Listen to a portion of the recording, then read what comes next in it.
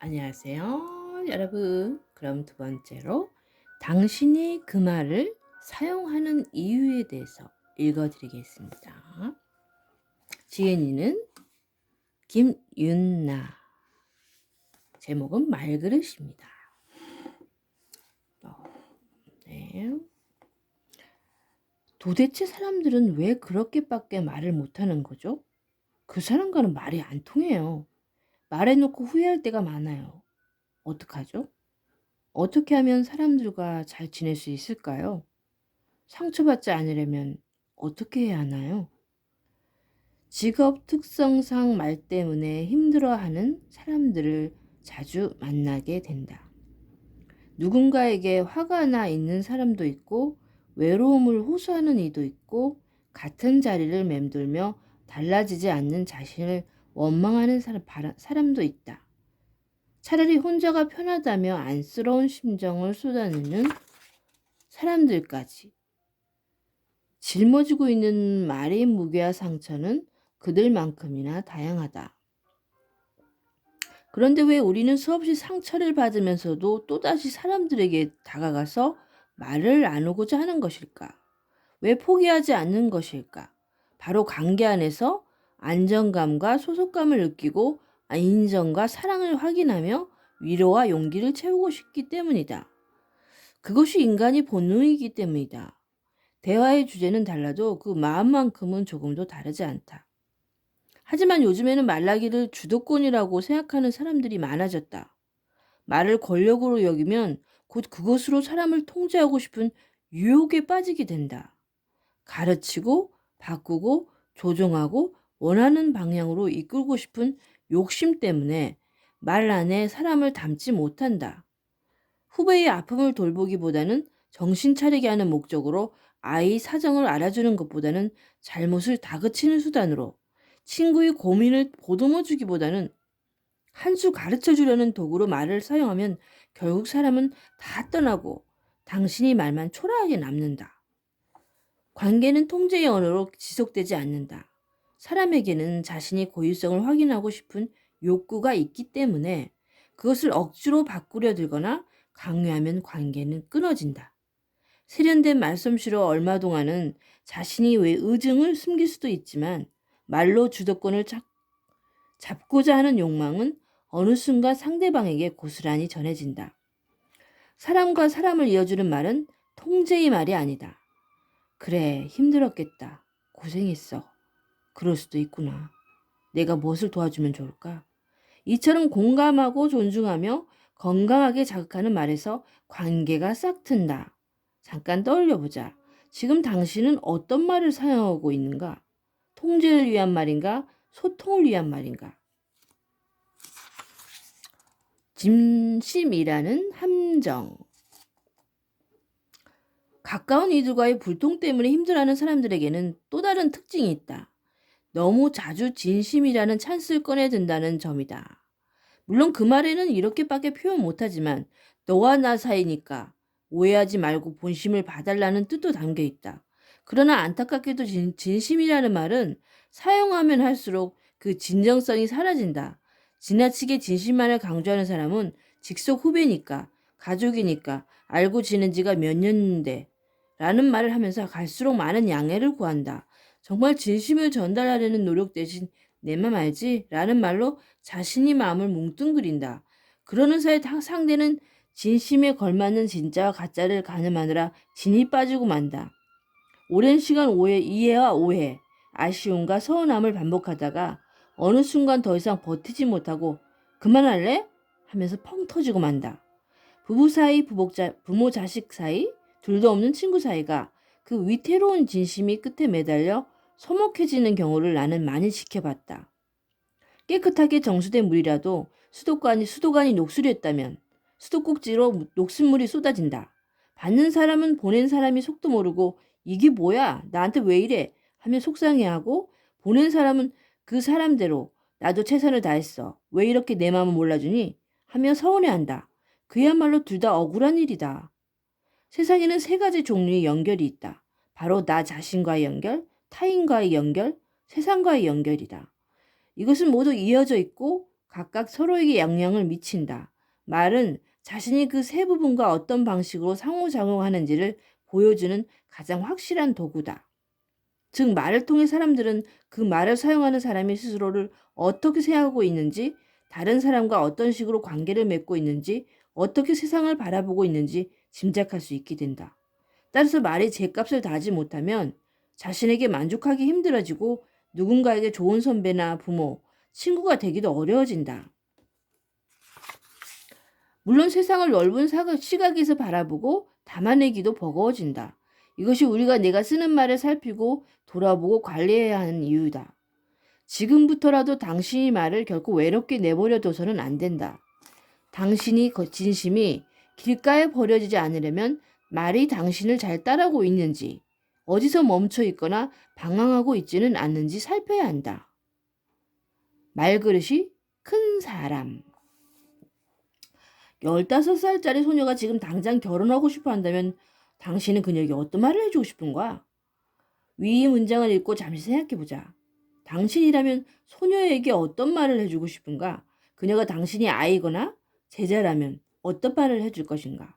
이 질문은 1980년대 초반 베를린 지혜 프로젝트라는 흥미로운 실험에 처음 등장했다. 연구원들은 지혜로운 사람에게는 어떤 특징이 있을까를 알아보기 위해 실험에 참가한 사람들에게 위와 똑같은 질문을 던졌고 곧이어 대답이 크게 둘로 나뉜다는 것을 발견했다. 안 돼, 15살에 결혼이라니 미친 짓이지. 쉬운 질문처럼 보이지만 사실 쉽지 않아. 15살에 결혼하는 건 누구나 반대할 거야. 하지만 특수한 경우라는 게 있으니까. 예를 들어 그녀에게 살 날이 얼마 남지 않았다면? 아니면 부모 친척 없이 이 세상에 홀로 남겨졌다면? 혹은 일찍 결혼하는 문화권에 사는 소녀일 수도 있지. 무엇보다 우리는 친구하기 전에 먼저 그녀와 대화를 나눠봐야 해. 그래서 그녀의 상황과 감정과 마음에 대해 알아봐야 해. 이 연구는 무엇이 그들을 지혜롭게 했을까라는 책에 수록되어 있다. 도저히 이해할 수 없는 상황이나 상식적으로 받아들일 수 없는 사건 앞에서도 감정을 다스릴 줄 아는 것. 고정된 관점을 고집하는 대신 상황의 맥락을 이해하고 유연한 태도를 보일 줄 아는 것 등이 바로 현명한 사람의 특징이라고 이 책은 설명한다. 그리고 나는 이런 사람들, 다양성을 고려하며 유연하게 반응하는 사람들을 일컬어 말그릇이 큰 사람이라고 부른다. 말을 담아내는 그릇이 넉넉한 사람 말이다.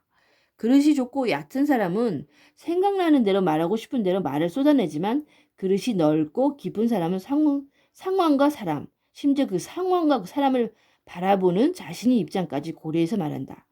이것은 단순한 말 기술의 차이가 아니다. 살면서 만들어진 말 그릇이 차이 때문이다. 말은 한 사람의 인격자이자 됨됨이라고 말한다. 말을 들으면 그 말이 탄생한 곳, 말이 살아온 역사, 말의 나이를 짐작할 수 있다. 말은 한 사람이 갖고 온 내면의 깊이를 드러내기 때문에 말그릇을 키우기 위해서는 먼저 내면이 성장해야 한다. 여기 보면은 그림이 보이시죠? 작은 말과 큰 말 그릇. 이 작은 그릇이 보이면은 말을 담을 공간이 없다. 말이 쉽게 흘러 넘친다. 불필요한 말을 많이 한다. 이제 큰 그릇, 많은 말을 담을 수 있겠죠. 크니까 담은 말이 쉽게 새어나가지 않는다. 필요한 말을 골라낼 수 있다. 사람은 자신이 푼 만큼 말을 채운다. 말 그릇이 큰 사람들은 공간이 충분해서 다른 사람의 말을 끝까지 듣고 받아들인다. 조급하거나 야박하게 굴지 않아도 되기 때문에 그게 아니라 너는 모르겠지만 내 말 좀 들어봐 하며 상대의 말을 자르고 껴들지 않는다. 오히려 그랬구나. 너 더 말해봐. 내 생각은 어때? 라고 하면서 상대방의 입을 더 열게 만든다. 말하기 실력이 부족해서 무조건 듣기만 하는 게 아니다. 그래 너는 떠들어라 식이 무시하기도 아니다. 사람마다 가지고 있는 다름과 특별함을 이해하고 있기에 말 자체를 평가하거나 상대방의 말하기 실력을 비난하지 않는 것이다. 그리고 그것이 상대방의 불안함을 낮추고 마음을 열게 만든다. 그래서 사람들은 말그릇이 큰 사람과 대화할 때 편안함을 느낀다. 이런 사람들은 말 때문에 쉽게 흔들리지 않는다. 말과 사람을 분리해서 바라볼 수 있기 때문에 상대방이 아무리 날카로운 말로 자신이 마음을 쑤셔대도 그것 때문에 진정한 자신의 모습을 의심하지 않는다. 내가 나를 비난하거나 원망한다고 해서 내가 다른 사람이 되는 것은 아니지. 너는 말로서 내 모습에 상처를 낼 수 없어. 라고 생각한다. 말과 진심을 일치시키려고 노력하지만 궁극적으로 말은 수단이지 본질은 아니다라는 것을 알고 있다.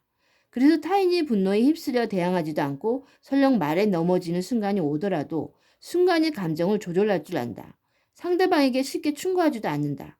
감정을 폭발시키는 대신 말보다 더 중요한 것들, 그 말 속에 숨어있는 상대방의 감정과 배경과 메시지를 찾아낸다. 마음속에 채워진 말들이 서로 충돌하지 않고 구역별로 정리가 잘 되어 있기 때문에 작은 일에 발효를 끌어 넘치지 않는다. 한번 들어온 말들을 쉽게 흘리지도 않는다. 이건 비밀인데 말이야. 아무한테도 말하지 마. 너만 알고 있어. 와 같은 가벼운 약속은 하지 않는다. 말해야 할 것과 하지 말아야 할 것은 제대로 알고 있다. 그러나 분명하게 말해야 할 상황에서는 물러서지 않는다. 정갈하고 정확하게 자신이 메시지를 전달한다. 딱 필요한 순간에 꽉 찬 말이 나온다. 그것은 세련된 말과는 다르다. 기교가 아니라 기세에 가깝다. 약간 촌스러울지 몰라도 결코 경박하지 않고 화려하지도 않아도 안정되어 있다. 그러니 자연스레 귀를 기울이게 된다. 끌리는 말이란 바로 이런 것이다. 반대로 말그릇이 작은 사람들은 조급하고 틈이 없어서 다른 사람들이 말을 차분하게 듣질 못한다. 자신이 하고 싶은 말로만 말그릇을 꽉 채운다. 상대방이 말을 가로채고 과장된 말을 사용하고 두루뭉술한 말 속에 의중을 숨긴다. 그래서 화려하고 세련된 말솜씨에 끌렸던 사람들도 대화가 길어질수록 공허함을 느끼며 돌아선다. 특히 말그릇이 작은 사람들은 평가하고 비난하기를 습관처럼 사용한다. 객관적으로 말이야. 다 그렇게 생각해봐. 생각해. 와 같은 말로 자신의 의견을 포장하지만 사실 옳고 그름의 기준을 언제나 자신에게 둔다. 그러면서도 스스로에 대한 평가와 비난은 참아내질 못한다. 몇 자 듣지도 못하고 그만 좀 해. 나도 힘들어. 너 때문에 그런 거야. 같은 말로 다시 남 탓을 하면서 책임을 피하려 든다. 상대방의 말에 쉽게 출렁이고 넘치기 때문에 타인의 감정을 보듬어 주지 못할 뿐더러 지레 겁을 먹고 물러나거나 때론 먼저 상처를 준다. 오로지 자신의 감정, 상황, 입장만 설명하고 이해받으려고 한다. 상대방의 말 속에서 본심을 찾으려는 노력은 하질 않는다. 사람을 위해 말하기보다 말을 하기 위해 사람을 불러 모을 뿐이다. 말에 힘이 없으니 힘이 생길 때까지 생떼를 쓴다. 말에 격해지거나 감정을 주체하지 못하는 일도 자주 생긴다. 그러니 아무리 좋은 의도로 시작된 대화라고 해도 실제로 마음에 와닿는 말은 적을 수밖에 없다. 그러면서도 이것을 내가 말주변이 없어서 상대방이 내 마음 몰라줘서라고 생각한다. 말그릇이 부족한 거라고는 생각하지 못한다. 듣고 싶은 말을 해줄 수 있다면. 살면서 우리는 다양한 크기의 말그릇을 지닌 사람들을 만난다. 회사 다니는 게 힘들어요. 제 적성이 많은지는 모르겠고요. 요즘 같으면 딱 그만두고 싶을 때 할 수 있는 일이 이것밖에 없으니 그만두기도 겁이 나요. 예전에 내가 이런 고민을 털어놨을 때 돌아오는 말들은 너무도 다양했다. 누군가는 배부른 소리 하고 있네. 야, 나는 이거보다 더 있어. 적성 무슨 먹고 살려고 하는 거지. 요즘 애들은 아주 배가 불렀다니까 하고 빈정거렸다. 또 누군가는 쓸데없는 소리 하지 말고 3년만 더 버텨. 내 말 들어. 후회 안 할 테니. 라며 더 이상 말도 꺼낼 수 없게 만들었다. 하지만 내 마음을 두드린 말은 그래 적성에 안 맞아서 일할 맛이 안 났겠구나. 힘들었겠어. 라는 공감의 말이었다. 그 말 속에는 편견이 없었다. 내 마음을 알아주니 자연스럽게 더 깊은 얘기를 할 용기가 생겼다. 이런 상황은 언제나 반복된다. 둘째를 가져야 할지 고민이에요. 더 낳자니 일과 병행할 자신이 없고 하나만 키우자니 첫째가 외로울까 걱정되고 이때로 돌아오는 대답은 천차만별이다. 그냥 하나만 키워. 뭐하려고 둘씩이나 낳아. 일하는 엄마에게는 둘은 힘들어. 아주 죽어난다고. 에이 무조건 둘이지. 혼자는 안 돼. 내가 해봐서 알아. 당장은 힘들어도 둘 키우면 나중에 더 좋아. 더 늦기 전에 얼른 낳아. 하지만 이렇게 말해준 사람도 있었다. 그런데도 둘째를 쉽게 포기하지 못하는 이유는 뭐야? 정해진 대답 대신 오히려 내게 질문을 던졌다. 먼저 가본 길인데도 아는 척하며 나서지 않고 스스로 생각을 정리할 수 있게 도와주었다. 사람들은 딱 자신이 겪는 만큼 조언해준다. 도와주고자 하는 마음은 진심이지만 그것은 사실 그들이 말일 때가 많다. 상대방이 마음속에 숨겨져 있는 대답을 함께 찾아보는 대신 스스로 옳다고 생각하는 자신이 말을 해주고 싶어 하는 것이다. 그러나 사람의 마음은 나의 안쪽 어딘가에서 떠돌고 있는 말을 할 수 있도록 기다려주는 사람을 만났을 때 열리게 된다.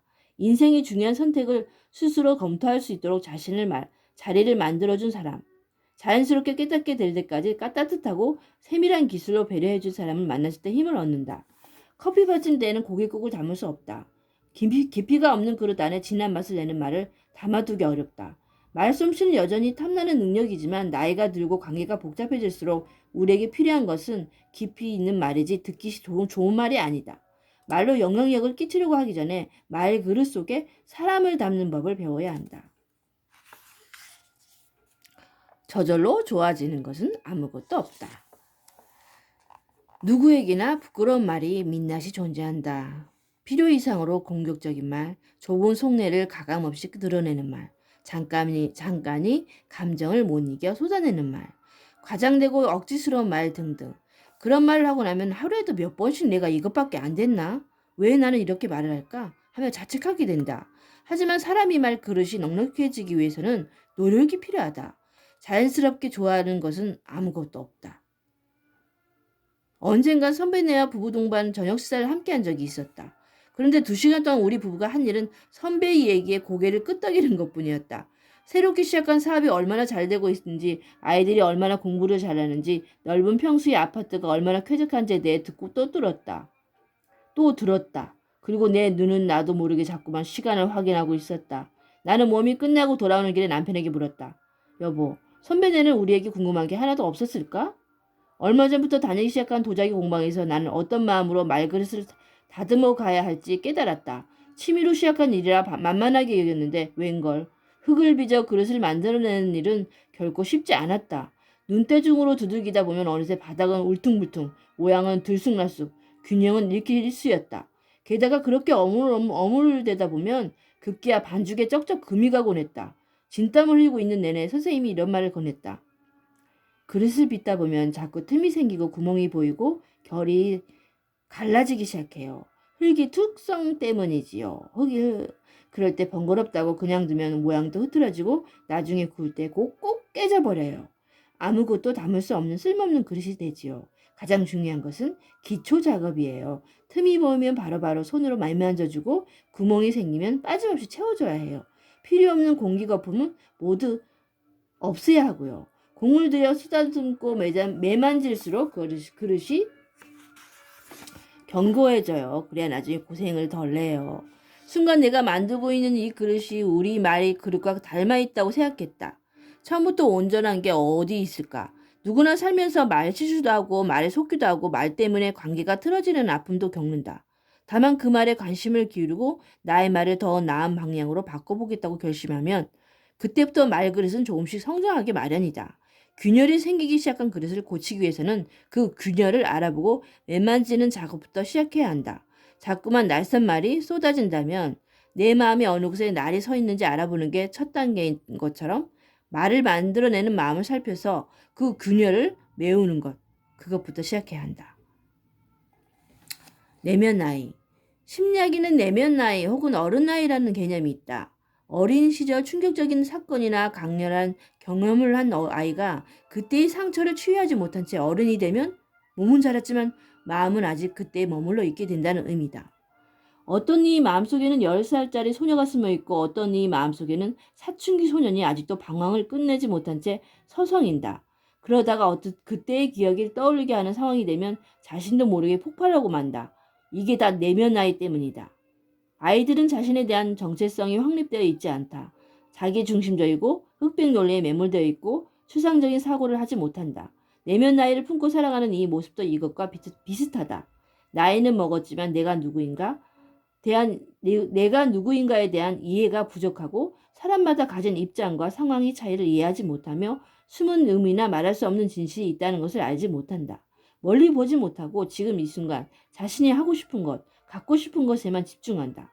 당연히 말도 그러한 패턴을 따를 수밖에 없다. 나의 값을 한다는 것은 나에 걸맞는 말, 행동, 태도를 가지고 있다는 뜻이다. 그런데 저 나이 먹도록 말을 왜 저렇게밖에 못할까 싶은 사람들을 잘 살펴보면 아직도 내면 나이를 떨쳐버리지 못한 경우가 많다. 일단 성장이 멈춘 그대로 돌아가야 한다.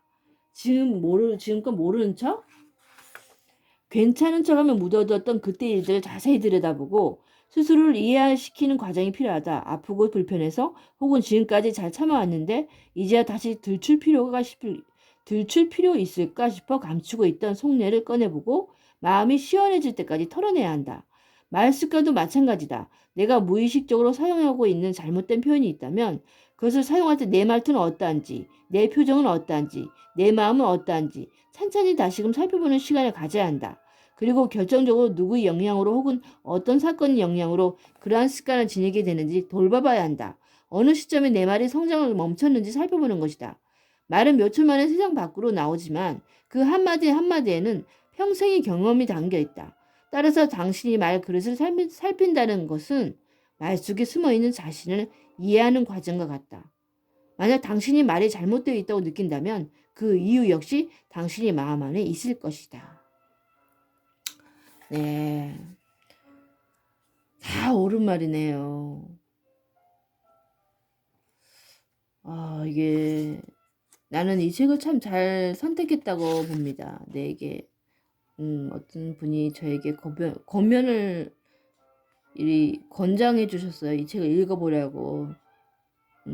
내가 좀 내면 나인 그런 게 있어가지고 상담을 받아본 적이 있거든요. 그래서 어른 나이라는 말이 있잖아요. 그래서 그것을 일단 멈추고 그때로 돌아가야 한다는 거예요. 그때로 돌아가면 어떨까? 한번 그때로 돌아가 볼까요? 그래서 내 말이 그때에서 그 아픔이 빨리 상처가 아물어지고 그러면 그릇이 좀 더 커져 있을 거예요. 이 책을 다 읽으면 내 마음도 말그릇도 커져 있기를 정말 바랍니다. 여러분 많이 응원해 주세요. 우린 서로에게 응원해 주는 서로 덕이 되고 정말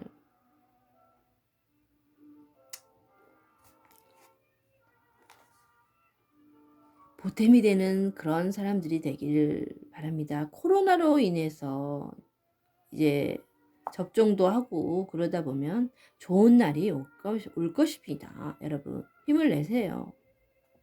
정말로. 그리고 어려운 나라 지금 미얀마를 위해서도 많이 기도가 필요하다고 하니 미얀마에도 정말 우리 한국 사람이 정말 안타깝게도 그런 일들이 있고 정말 기도할 문제 있으면 기도로 많은 걸 기도가 필요할 시기인 것 같아요. 그러다 보면은 내 말그릇이 이제 어른 나이가 아니라 정말 어른다운 어른이 될 수 있을 거예요. 그쵸? 여러분. 여러분 오늘도 사랑합니다. 그럼 부활절. 부활절에 대해서는 모르시는 분도 계시겠지만 저는 하나님을 믿고 예수님을 믿고 우리 예수님이 탄생한 날이 부활절 오늘이에요. 그런 날 정말 기쁜 날을 이 말그릇에 대해서 한번 상기해 보시고 예수님을 더욱더 믿지 않는 분들은 예수님을 믿고 정말로 천국의 기쁨을 이 세상에서도 천국의 기쁨이 얼마든지 많거든요. 그 기쁨을 찾아보시기 바랍니다. 그럼 여러분 한 주간도 정말 행복하고 뜻깊고 기쁘게 알차게 보내시기 바랍니다. 안녕히 계세요. 사랑합니다.